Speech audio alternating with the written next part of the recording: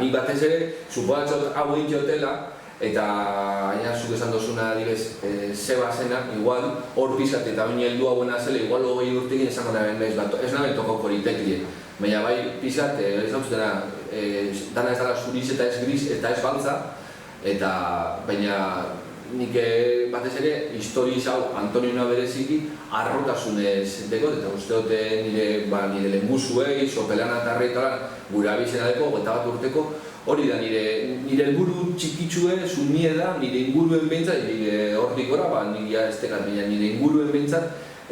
tiponen historiza nik ikiotezen laudatuek eta pizkat zabaltzi nire zenien artiez, eki batzuk dauz bizidiez totalmente al margen de gure historizana, eta pizkat hori pasatziz, eki non ositzen dugunien baskarizik eta